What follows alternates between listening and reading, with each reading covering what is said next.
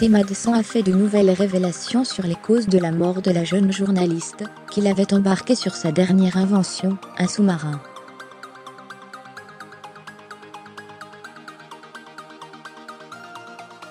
Qu'est-il arrivé à Kim Wall, cette journaliste suédoise décédée le 10 août 2017 après avoir embarqué à bord d'un sous-marin. Selon son inventeur, le Danois Petit Madsen, qui est jugé depuis jeudi pour le meurtre de la jeune femme, elle a succombé à des gaz toxiques libérés lors d'une soudaine dépressurisation de l'habitacle.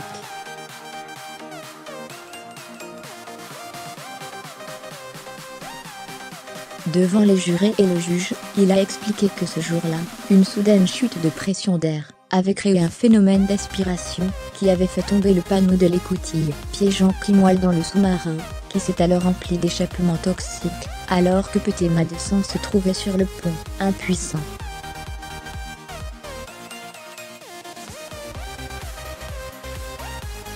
J'essaie d'expliquer à Kim à travers l'écoutille comment arrêter les moteurs. Pendant 5 à 15 minutes, j'essaie d'entrer pour venir à son secours, a-t-il expliqué devant le tribunal de Copenhague, en présence de proches de la victime, dont ses parents.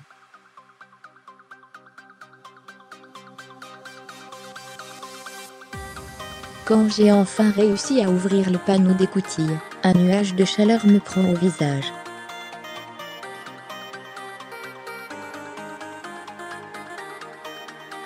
Je la trouve inanimée sur le sol, je reste près d'elle et j'essaie de la faire revenir à elle. Je lui donne des tapes sur les joues, je tâte son pouls.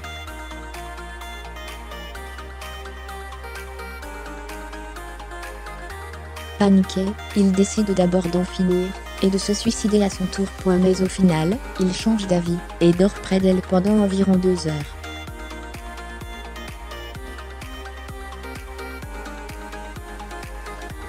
Il ne l'a ni violentée, ni violée, ni tuée. Alors que le procès tente de faire la lumière sur ce drame morbide, l'autopsie n'a pas permis de déterminer la cause de la mort de Kim Wall.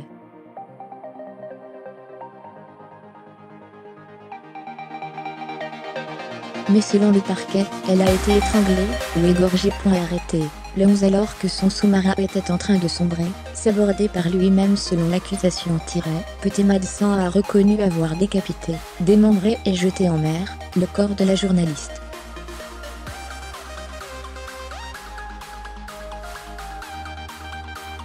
Mais il nie l'avoir violentée, agressée sexuellement ou tuée.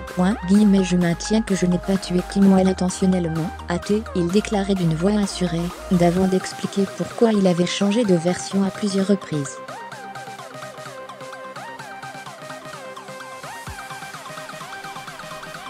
À l'écouter, c'était pour épargner aux proches de la jeune femme les circonstances terribles de sa mort, qu'il continue de dire accidentelle, alors que les parties du corps décapitées, mutilées, démembrées et listées de pièces de métal de Kim Wall avaient été retrouvées après sa disparition dans plusieurs endroits, dans la baie de Køge séparant le Danemark de la Suède.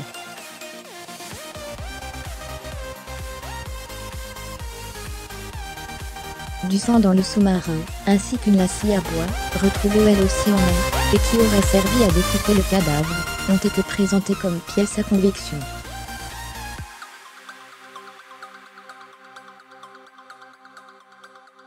Je suis encore vivant. Le tribunal a également dévoilé les derniers échanges de SMS entre Kim Wall et son petit ami, resté à terre, pour fêter avec des amis, le proche départ du couple qui avait décidé de s'installer en Chine.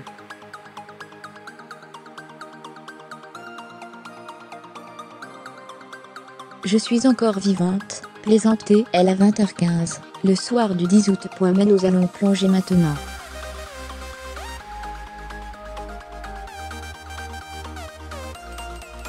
Je t'aime. Et puis elle envoie un dernier message, 1 minute plus tard. Il a même apporté du café et des petits gâteaux.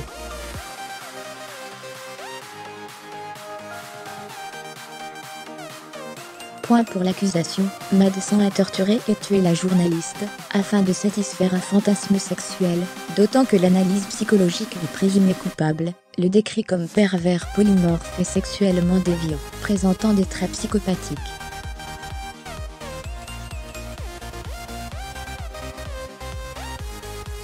Des témoins, dont plusieurs ex-liaisons, décrivent un homme nourrissant de multiples perversions sexuelles, adepte de scénarios sadomasochistes, et pratiquant des simulacres d'étranglement.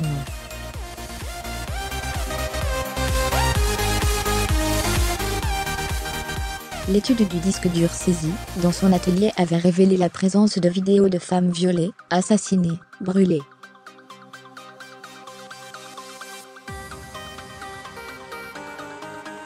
Pire encore, dans la matinée du 10 août, quelques heures avant le drame, Médecins a fait des recherches sur des décapitations de femmes.